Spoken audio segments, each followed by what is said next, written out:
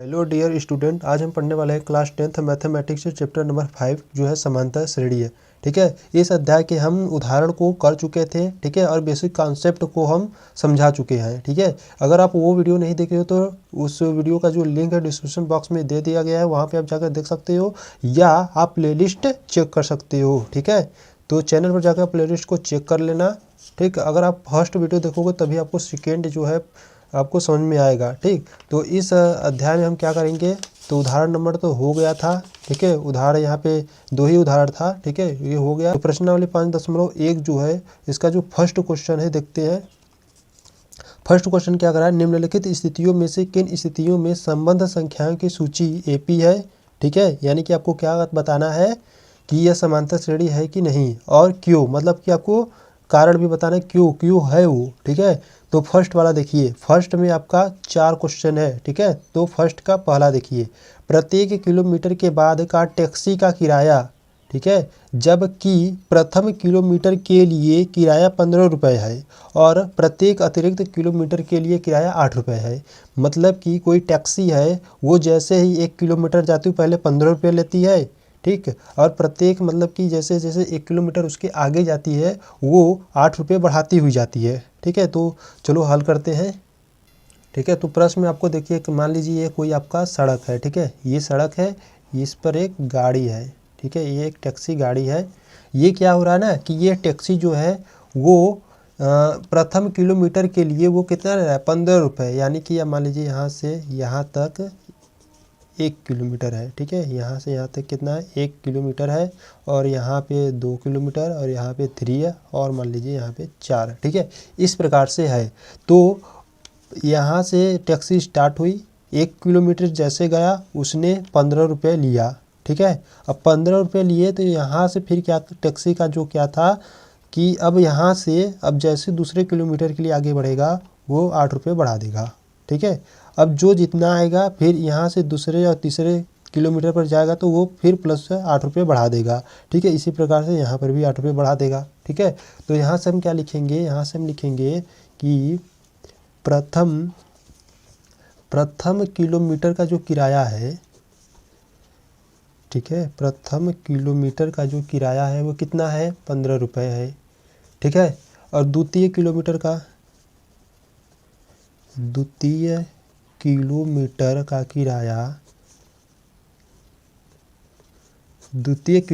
जो किराया है वो 15 रुपये था। आप देखो पहले तो 15 रुपये था, अब दूसरे के लिए 15 में प्लस 8 को जोड़ना होगा तो कितना हो जाएगा, 23 रुपये हो जाएगा। ठीक है, ठीक है, इसी प्रकार से तृतीय के लिए आ जाइए। तो तृतीय के लिए भी क्या होगा, तृतीय के लिए क्या हो जाएगा कि आपको 23 था, अब प्लस इसमें 8 रुपये जोड़ दे रहा है। अब 23 8 कितना हो जाएगा, 31 हो जाएगा, तो 31 रुपये हो जाएगा। ठीक है, यानी कि यहाँ से एक चीज़ आपको मिल जा रहा है, यहाँ से आपको एपी मिल रहा है। ठीक है, तो आप यहाँ पे लिखोगे कि एपी, मान लो आपको क्या मिला, एपी मिला, पहले 15 रुपये था। ठीक, फिर जैसे 1 किलोमीटर गया 23 रुपये हो गया, फिर 1 किलोमीटर गया 31 रुपये हो गया, फिर इसी प्रकार से जाएगा। ठीक है, तो यहाँ से आपको एक एपी यानी कि समांतर श्रेणी मिल जाता है। अब इसी समांतर श्रेणी में आपको देखना क्या यह एक समांतर श्रेणी है कि नहीं। ठीक है, तो कैसे देखते हैं, अगर सर्वांतर, ठीक है, अगर सर्वांतर जो होता है, सर्वांतर अगर समान आ जाता है, ठीक है, तब वो एक एपी यानी कि समांतर श्रेणी होता है। अगर समांतर समान नहीं आएगा तो एक समांतर श्रेणी नहीं होगा। तो चलो चेक करते हैं।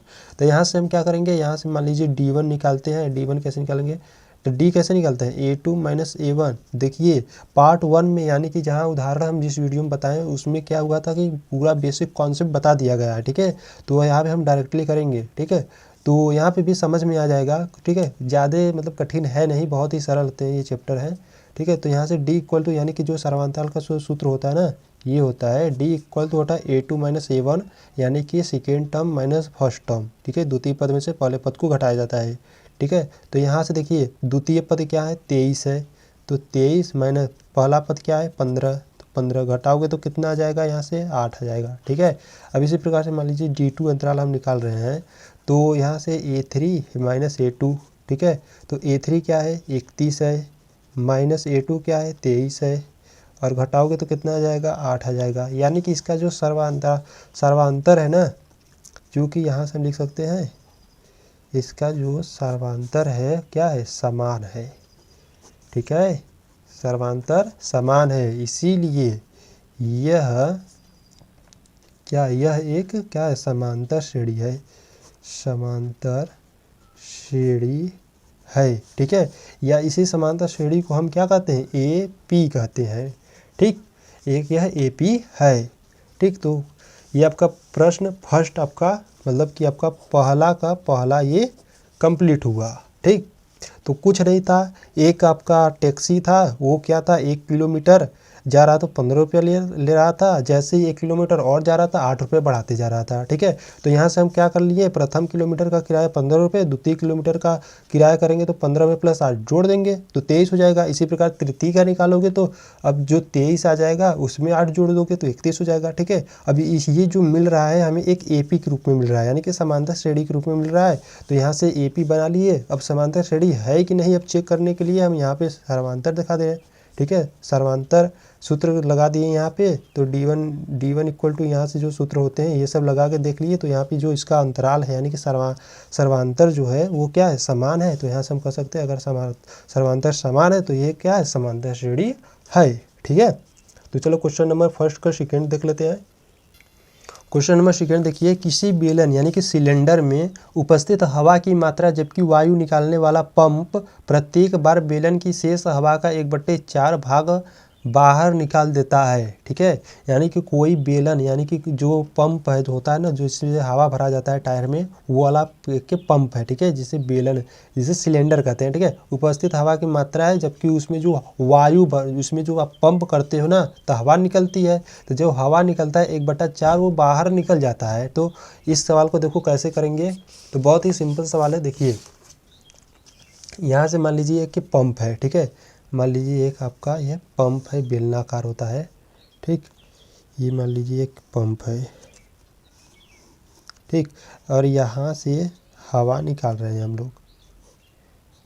ठीक, यहाँ से हवा निकाल रहे हैं, इसमें क्या है, हवा है और यहाँ से निकल रहा है। ठीक है, तो हम यहाँ से क्या करेंगे, लिखेंगे ये क्या होता है, सेकेंड वाला। ठीक है, प्रश्न सेकेंड है, तो हम यहाँ लिखेंगे माना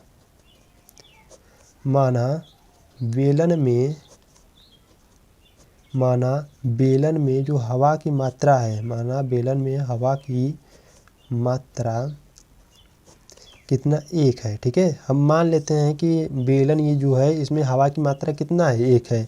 तो हम यहाँ से कह सकते हैं जो A1 है वो क्या है, 1 है। ठीक है, तो प्रश्नानुसार चलते हैं। ठीक है, प्रश्नानुसार अब हवा जो निकल रहा था, कितना हवा निकला, अब हवा कितना निकला, इसमें से हवा निकला 1/4 हवा निकला ना। तो जो ये जिसमें उसकी मात्रा थी, पहले वाली जो मात्रा है उसमें इसका क्या करेंगे, गुणा कराएंगे।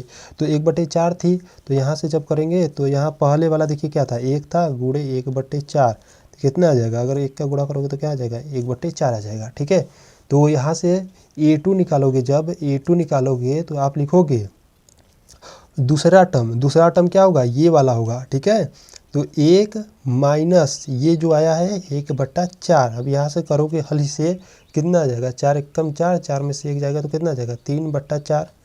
ठीक है, तो यहाँ से जो है A2 कितना आ गया, 3/4 आ गया।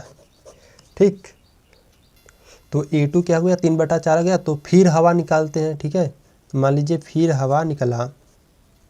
अब फिर हवा निकला तो भाई साहब हवा कितना निकल रहा था, 1/4 निकल रहा था। ठीक है, तब 1/4 निकला तो जो ये पहले वाला था उसमें आपका गुणा करना होगा। तो मान लीजिए गुणा करते हैं, 3/4 गुणे 1/4 तो कितना आ जाएगा यहाँ पे, 3/16। ठीक है, तो A3 क्या होगा, A3 तो सेकेंड टर्म आपका क्या था, सेकेंड टर्म आपका था 3/4, पहले 3/4 था, अब ये जो है ठीक है 3/16, इसे हल करोगे तो कितना आ जाएगा आपका, जो थर्ड टर्म आ जाएगा 3/4। जब इसका मान लीजिए यहाँ पे हम लसा ले लेते हैं 16 का। ठीक है, तो यहाँ तो देखिए 4 चौका 16, 4 3 12।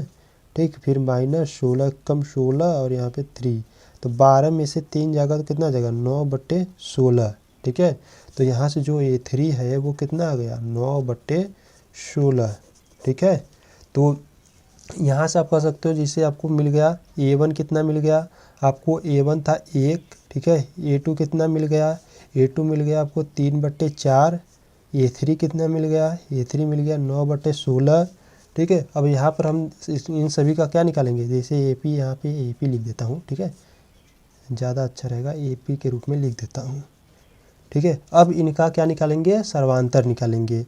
तो सर्वांतर निकालने के लिए हम D = A2 - A1 करते हैं। तो यहाँ से D = A2 3/4 माइनस A1 1, तो निकालो 4 एकम 4, 4 में से 3 जाएगा, कितना बचेगा, माइनस का 1/4 हुआ, ठीक है। सेकेंड के लिए भी निकाल लेते हैं, D = A3 - A2, ठीक है। तो D = A3 यहाँ पे क्या है, A3 है 9/16 माइनस 3/4, ठीक है। इसे हल करो, लसा ले लेते हैं 16 का, ठीक है। तो 16, 9 एकम 9, और यहाँ से 4 चौक का 16, 4 हुआ, 4 3 12, हल करोगे कितना आ जाएगा, देखिए यहाँ से आ जाएगा माइनस का कितना आ जाएगा, माइनस का 3/16, ठीक है।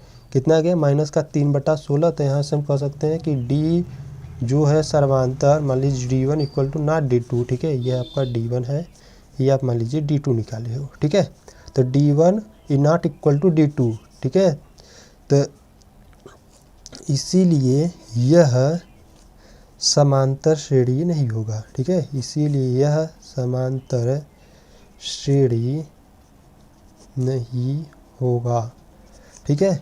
यही आपका आंसर हो जाएगा। तो ध्यान रखना, अगर सर्वांतर समान आता है तभी समांतर श्रेणी होता है, अगर समान नहीं आता है तो नहीं होगा, ठीक है। तो चलो क्वेश्चन नंबर अब फर्स्ट किसका, सेकेंड का ना, तो सेकेंड का अब आ जाते हैं थर्ड वाले पे, ठीक है। तो थर्ड वाले को करते हैं।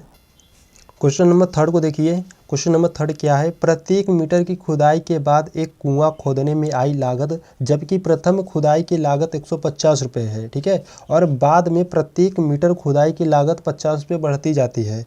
यानी कि प्रथम मीटर, यानी कि 1 मीटर जब खुदाई करता है तो 150 रुपये लागत आती है, ठीक है। अब बाद में जैसे 1 मीटर और खोदता है तो 50 रुपये उसके हिसाब से बढ़ती जाती है, ठीक है। तो कैसे नहीं करेंगे, कैसे करेंगे, चलो आगे देखते हैं, ठीक है। तो पहला का तीसरा है, मान लीजिए कि एक कुआं है, ठीक है। अब इससे खुदाई हो रही है, तो मान लीजिए 1 मीटर ऊपर से खोदा जाता है, तो 1 मीटर यहाँ से खोदा, ठीक है। अब यहाँ से खुदाई चालू हुई तो 1 मीटर यहाँ से खोदा गया, ठीक है, 1 मीटर, तो कितना लिया, 150 रुपये उसकी लागत आई, ठीक है, 150 रुपये। अब जैसे मान लीजिए 2 मीटर हो गया, 3 और ये 4, ये 5, ठीक है। अब जैसे ही दूसरे मीटर पे आएगा, ठीक है, जैसे यहाँ तक आएगा ना, तो ये क्या करेगा, 150 रुपये था ही, 150 रुपये, उसमें कितने रुपए की वृद्धि कर रहा था, 50 रुपये और बढ़ा दे रहा था, तो मिला कितना हो गया, 200 रुपये हो गया, ठीक है। अब जैसे अब यहाँ पर आएगा, ठीक है, खोदते हुए यहाँ पर आएगा तीसरे मीटर पे, तो यहाँ से जब यहाँ पर आएगा तो क्या था, देखिए 200 रुपये तो हो गया था, तो 200 था ही, अब फिर प्लस क्या जाएगा, 50 रुपये बढ़ा देगा, तो कितना हो जाएगा, यहाँ पे कितना हो जाएगा, 250 हो जाएगा, ठीक है। तो 250 रुपये हो जाएगा, ठीक। इसी प्रकार से यहाँ पे आएगा तो 50 रुपये बढ़ते जाएगा। तो हम कैसे करेंगे, देखिए आप लिखोगे प्रश्नानुसार दिया है, प्रश्नानुसार दिया है, ठीक है। प्रश्नानुसार क्या दिया है, मान लेते हैं यहाँ से प्रथम मीटर की जो लागत है, प्रथम मीटर की लागत मान लेते हैं A1 = कितना है, 150 रुपये है, ठीक है। अब दूसरे मीटर की लागत, जैसे दूसरा मीटर जब खोदता है, ठीक है, दूसरे मीटर की लागत मान लेते हैं A2, ठीक है। अब दूसरे मीटर जब खोदता है तो 150 रुपये था ही, ठीक है।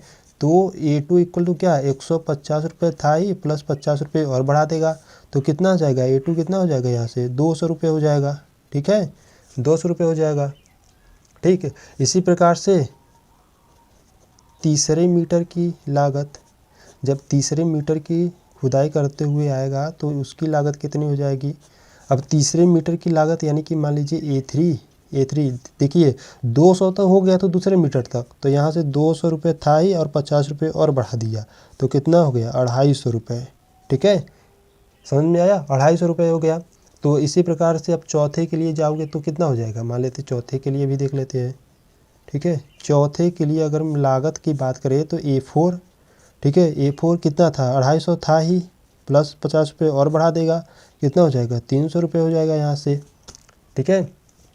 तो यानी से हम यहाँ कह सकते हैं हमको यहाँ से एक AP के रूप में मिल रहा है। देखिए पहले कितना था, 150 रुपये था, ठीक है। अब दूसरे मीटर पे आया, जब दूसरे मीटर पे आया तो 50 रुपये बढ़ा दिया, यानी कि 200 हो गया। फिर 50 रुपये और बढ़ा दिया तो कितना हो गया, 250 हो गया। फिर 50 रुपये और बढ़ा दिया तो कितना हो गया, 300 हो गया। यानी कि यह लगातार चलते रहेगा जितने मीटर वो खोदेगा, ठीक है। तो हम यहाँ से अब सर्वांतर निकालेंगे, अगर समान रहेगा, ठीक है, तब यह क्या होगा, एक समांतर श्रेणी होगी, अगर नहीं होगा तो नहीं होगी, ठीक है, सिंपल सी बात। तो यहाँ से हम मान लेते हैं D निकालते हैं, D A2 माइनस A1। अब A2 माइनस A1 है तो A2 यहाँ पे क्या है, A2 है 200 रुपये माइनस A1 150 रुपये, घटाओगे तो कितना, 200 में से 150 जाएगा तो कितना, 50 रुपये बच्चा, ठीक है।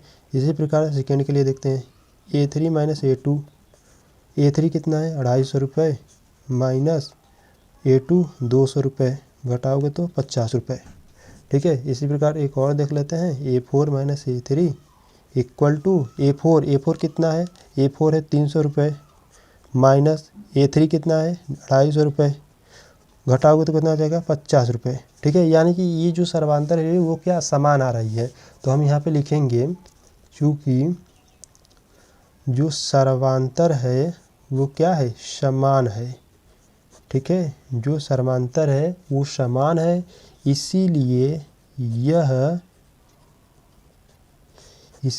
यह समांतर श्रेणी है, ठीक है। और यही आपका आंसर हो जाएगा, ठीक है। तो एक बार देख लीजिए फिर से, क्या था, प्रथम मीटर की लागत यानी कि A1 150 रुपये था। अब दूसरे मीटर जैसा खोदता था उसमें 50 रुपये क्या करता था, बढ़ाते जा रहा था। तो यहाँ से A2 क्या हुआ, 150 में 50 रुपये जोड़ दिया तो 200 हो गया, ठीक है। इसी प्रकार से तीसरे मीटर में क्या हो जाएगा, अब 200 में 50 रुपये जोड़ दोगे तो कितना हो जाएगा, 250 हो जाएगा, ठीक है। इसी प्रकार से हमें एक AP मिल जाएगा, और AP मिल गया तो यहाँ से सर्वांतर निकाले, और सर्वांतर निकाले तो सभी का जो मान है यानी कि जो सर्वांतर है वो सभी समान आ रहे हैं, ठीक है। तो हम यहाँ से कहेंगे सर्वांतर समान है, इसलिए यह एक समांतर श्रेणी है, ठीक है। तो यहाँ क्वेश्चन नंबर फर्स्ट का चौथे पे आ जाते हैं। तो देखिए चौथा प्रश्न क्या है, खाते में प्रत्येक वर्ष का मिश्र धन, ठीक है, कोई खाता है बैंक का खाता, प्रत्येक वर्ष का जो मिश्र धन है, जबकि ये यानी कि ये कितना है, 10,000 की राशि 8% वार्षिक दर से चक्रवृद्धि ब्याज पर जमा की जाती है। मतलब कि एक खाता है उसमें मतलब प्रत्येक वर्ष का जो मिश्र धन होता है ना, मूलधन पे मूलधन, तो वो क्या मतलब कि ब्याज पे ब्याज, ठीक है, मिश्र धन, जबकि वो 10,000 की राशि का 8% वार्षिक दर से चक्रवृद्धि ब्याज जमा की जाती है। तो चलो क्वेश्चन नंबर 4 को देखते हैं। तो फर्स्ट का क्वेश्चन नंबर 4, तो हम पहले क्या लिखेंगे, पहले हम लिखेंगे पहले वर्ष का जो राशि है, ठीक है, हम लिखते हैं पहले वर्ष का राशि, ठीक है। अब पहले वर्ष का जो राशि हम मान लीजिए उसे A1 से प्रदर्शित कर रहे हैं, ठीक है, वो कितना है, 10,000 है, ठीक, 10,000 है। और दर हमको कितना दिया था, दर, ठीक है, दर कितना था, 8%, ठीक। तब इसी प्रकार से अगर हम दूसरे वर्ष का निकालें, दूसरे वर्ष का ब्याज, ठीक है, दूसरे वर्ष का ब्याज, अगर हम दूसरे वर्ष का ब्याज निकालें तो देखिए पहले हम राशि निकालेंगे, ठीक है, अब राशि निकालेंगे तभी तो ब्याज निकालेंगे ना। तो राशि निकाले, कितना था, 10,000, दर हमको मालूम है 8% है, ठीक है, ठीक है। तो यहाँ दूसरे वर्ष का अगर हम मतलब ब्याज निकाले तो क्या होता है, अब ब्याज वाला आपको सूत्र याद होना चाहिए, क्लास 8 में था, ठीक है। क्लास 8 में आप क्या पढ़े थे कि जो ब्याज होता है वो क्या होता है, PRT बट्टे 100, जहाँ P मूलधन होता है, R दर होता है, T समय होता है, ठीक है, और बट्टे 100 होता है। तो यहाँ से हम क्या करेंगे, दूसरे वर्ष का जो ब्याज होता है हम यहाँ पे लिख देते हैं मूलधन, ठीक है, मूलधन गुणे दर गुणे समय और बट्टे कितना, 100, ठीक है। तो यहाँ से मूलधन कितना है, अगर मूलधन देखिए यही है, ठीक है, 10,000, तो मूलधन है 10,000 गुणे दर कितना है, दर है 8 है, ठीक है, गुणे समय 1, ठीक है, समय 1 वर्ष के लिए है, और बट्टे मतलब कि समय 1 है और 100, ठीक है। और यहाँ से जब आप हल करो तो डबल शून्य से डबल शून्य ऊपर नीचे काट देते हैं और हल करोगे तो क्या जाएगा, 8 का गुणा 100 में करोगे तो कितना हो जाएगा, 800, ठीक है। ये हो गया। अब इसी प्रकार से दूसरे वर्ष की राशि हम निकाल सकते हैं, ठीक है। दूसरे वर्ष की राशि, तो दूसरे वर्ष की अगर हम राशि निकालें, देखिए 800 तो आया था, तो दूसरे वर्ष की राशि कितनी आ जाएगी, देखिए ब्याज जो होता है ना, ब्याज आ गया यहाँ पे। अब इसी को हम इसमें ऐड कर देंगे ना, तो क्या आ जाएगा, दूसरे वर्ष की राशि आ जाएगा। तो यहाँ से हम लिखेंगे 10,000 प्लस 800, ठीक है। तो यहाँ से कितना आ जाएगा, मान लीजिए ये A2 है, ठीक। तो यहाँ से कितना आ जाएगा, ये 10,800 आ जाएगा। तो 10,800 ये आ गया, ठीक है। अब दूसरे वर्ष की जो राशि आ गई तो हम तीसरे वर्ष का ब्याज निकाल सकते हैं। तो हम यहाँ से लिख देते हैं तीसरे वर्ष का ब्याज। अब तीसरे वर्ष का जो ब्याज है, अब फिर सूत्र आपको देखिए, सूत्र आप ध्यान रखिएगा, यही सूत्र आपका लगेगा, मूलधन गुणे दर गुणे समय बट्टे 100, ठीक है। तो यहाँ से पहले मूलधन क्या होगा, 10,080, ठीक है, गुणे दर आपका 8 ही था और समय 1 बट्टे कितना, 100। यहाँ से देखिए डबल शून्य काट दोगे, यहाँ से कितना आ जाएगा, इसका गुणा इसमें करोगे तो कितना आ जाएगा, तो कर देते हैं 8 64 की 4 हासिल लगा 6, इसका गुणा इसमें करो 0 और 6 हासिल था, 8 एक कम 8, 864 रुपये। यानी कि तीसरे वर्ष का ब्याज कितना आ गया, 864 रुपये। अब तीसरे वर्ष की राशि अब पता कर लेते हैं, यानी कि यहाँ से हम लिख देते हैं तीसरे वर्ष की राशि। तीसरे वर्ष की जो राशि होगी वो कितनी होगी। अब देखिए यहाँ पे ब्याज तो हमको मालूम चल गया, अब दूसरे वर्ष की जो मतलब की जो राशि थी, अब उसमें हमको ऐड कर देना है ये वाला, ठीक है। तो यहाँ से मान लीजिए ये A3 है, ठीक है। और यहाँ से दूसरे वर्ष की हमको राशि कितनी थी, 10,080 प्लस 864 को जैसे ही ऐड करोगे वो तीसरे वर्ष की राशि हो जाएगी, ठीक है। तो यहाँ से कितना हो जाएगा, जोड़ोगे तो कितना हो गया, 11 6 6 4 हो जाएगा। देखिए 4 हो गया, 6 हो गया, ठीक है। 8 8 16 की 6 हासिल लगा 1, 10 में 11, ठीक है। तो यहाँ से ये हो गया। तो अब चौथा निकालना चाहते हो तो चौथा निकाल सकते हो, ठीक है। तीसरे वर्ष तक तो सही है। यहाँ से हमको क्या मिल गया, A1 की बात करें तो A1 जो है हमको यहाँ से मिल गया, देखिए यहाँ पर A1 आपका 10,000 था, ठीक है। तो A1 क्या था, 10,000 है। और A2 यहाँ से क्या हमको मिला था, A2 यानी कि दूसरे वर्ष की राशि कितनी थी, 10,080। और A3 यहाँ से क्या मिल गया, A3 ये मिल गया 11 66 4, ठीक है, ये मिल गया। अब हमको ये देखना है इसका सर्वांतर क्या है, वो समान है। तो यहाँ से निकालते हैं सर्वांतर के लिए, सर्वांतर यानी कि D के लिए। तो D equal to A2 minus A1। तो यहाँ से A2 कितना है, यहाँ देखिए 10,800 माइनस A1 कितना है, 10,000। जब घटाओगे तो यहाँ से D कितनी निकल जाएगा। अब 10,800 में से 10,000 घटाओगे तो कितना निकल जाएगा, 800 रुपये, ठीक है, 800 रुपये। इसी प्रकार से और निकाल लेते हैं।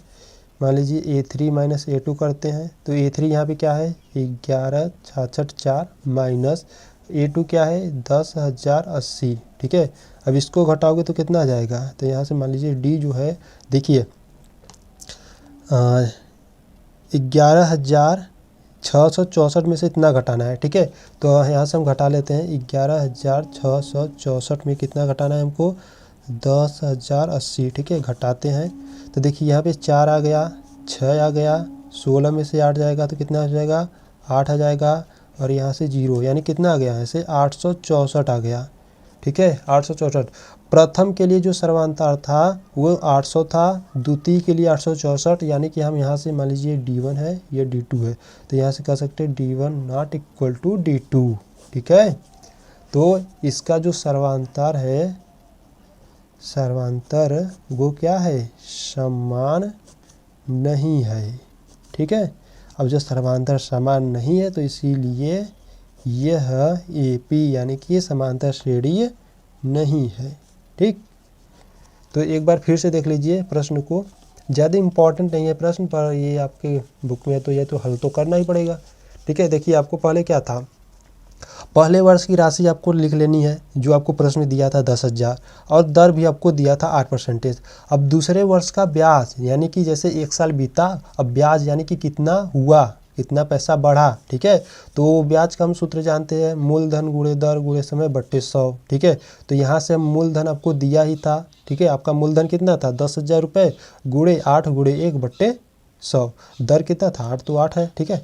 तो यहाँ से 800 रुपये यानी कि 1 साल में आपका जो ब्याज है वो कितना 800 रुपये बढ़ गया, ठीक है। इसी प्रकार से अब दूसरे वर्ष की पूरी राशि कितनी होगी, यानी कि देखिए 1 साल में 800 रुपये बढ़ा, ठीक है।